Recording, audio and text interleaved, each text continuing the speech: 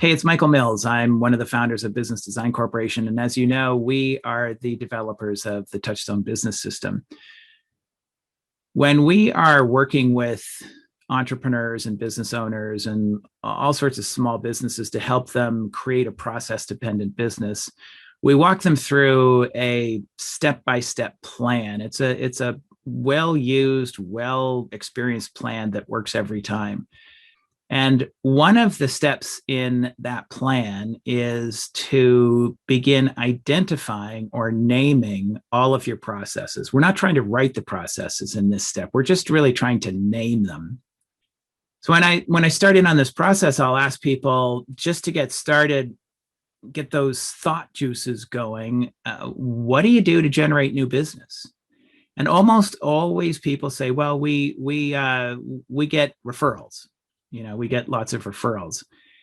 And this actually is an interesting thought, because what are referrals? What I want to talk today about is the difference between a passive referral program and an active referral program. Because in a passive referral program, you simply can't count on that to build your business. In a passive referral program, essentially what you're doing is waiting for someone to give you a referral. And that's great when someone gives you a referral, but can you see that you can't base your business on business growth on waiting for someone to give you a referral?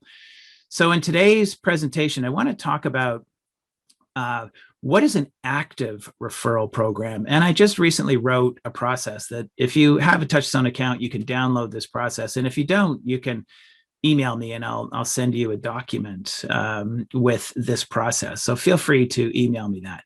So let me share my screen with you and walk through what this looks like in your TouchStone account. What does an active referral program look like?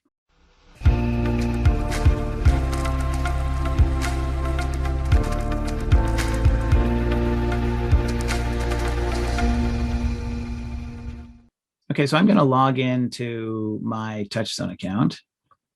First thing I'll do is download the process from the process library. We have all sorts of processes, pre-written processes that you can draw from and use as is or edit.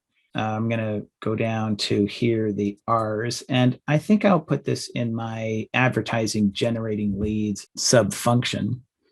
And you'll see it pops up right here. And I'll link it to my lead generator so that when my employee, who's my lead generator, when they log in, he or she will have access to all of the processes that have been linked to that specific position.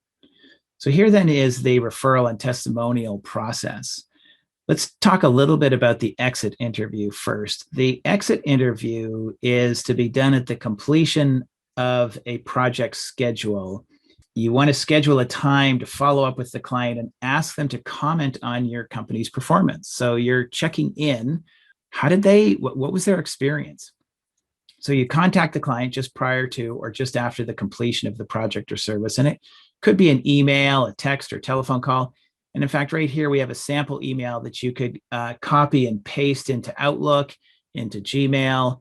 You could put this into your CRM application, edit it, but it's basically saying, hey, we'd like to do an interview. We'd like to interview you on how did it go?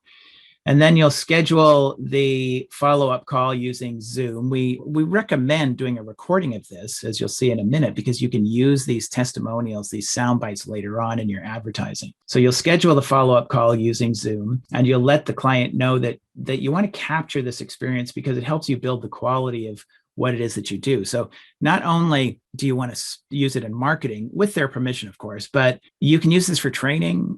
You can use this for inspiration with your other salespeople. There's all sorts of opportunities that you can use this content. Then you'll follow up with them at the appointed time and ask them some or all of the client survey questions. If you right-click here, we have a whole series of questions that you can ask. And what we recommend is that you ask how and why type questions rather than questions that can be answered with a simple yes or no. And also keep your survey short. So there's just some guidelines up here. Try different questions to see which ones work best. Determine the best person in your organization to ask the question. So this could be the salesperson, could be a project manager, could be you, the president, the owner of the company.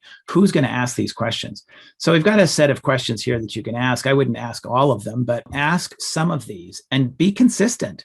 See how these work. And if these need more development, then add new ones. Get input from your team on what questions they think they should ask. So you'll ask these survey questions. You want to get their permission to record the call. At the end of the call, see if you can take a snapshot so you can actually have a picture of them on your website or be a thumbnail for the video that you're going to create, maybe something like that. Then follow up with the client and share that testimonial, the one that you did, that soundbite, that case study, whatever it was that you created, any content that you're wanting to publish, get their permission to use it. It's really, really important. If they give you some referrals, you'll see in one of those questions, you ask them, who could you recommend that might also be interested in our services? So you would ask them for contact information. And then you want to input all of those referrals into your CRM application or whatever system you're using for tracking contact referral information. And then follow up with those contacts, those new referrals, with an email or a telephone call and schedule an introductory meeting. And then be sure to publish the testimonial, the soundbite, the case study on whatever social media that you're using, your website, YouTube, LinkedIn, Facebook, for example. And then finally, ask the client if they will post your content, or maybe they would write some content as a review on Google Reviews or Yelp or any of the other online reviewing tools. And then as a step in this process, gently ask the client, when might they be able to do that? Make a note of that and then check that site to make sure that the comment was posted. And if it wasn't, you might gently follow up with your client and ask politely a second time. So this is what we call the exit interview. There is another process that takes it a little bit deeper. And in this process, basically what you're going to do is you're going to categorize your existing client list, your database, into 4 equal groups. And the idea is to contact 25% of your clients every 6 months or so. So no one will expect it to participate in a referral program more than once every 2 years. Then you're going to send out an introductory letter. And we have a sample introductory letter right here that you can send. And the purpose of the introductory letter, this could also be an email, is to prepare your past, these clients, this 25% of your client database that you're going to be asking for referrals. You're just going to ask them that you want to have a meeting to talk about referrals.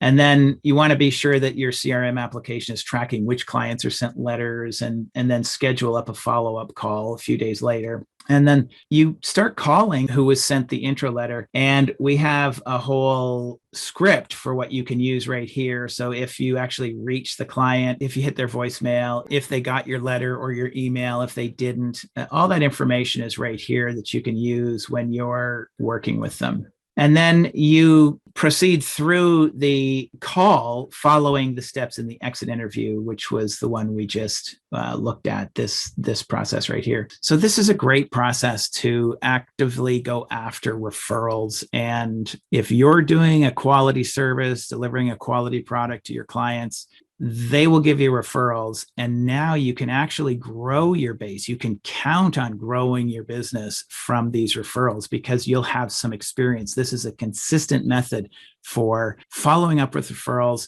trying to figure out how many referrals you get each time, posting testimonials, posting content on social media, and actually gaining new clients actively. So I hope you enjoy this. Let us know if you have any ideas for other systems that you'd like us to write. And this is Michael Mills saying goodbye. Thank you very much for watching.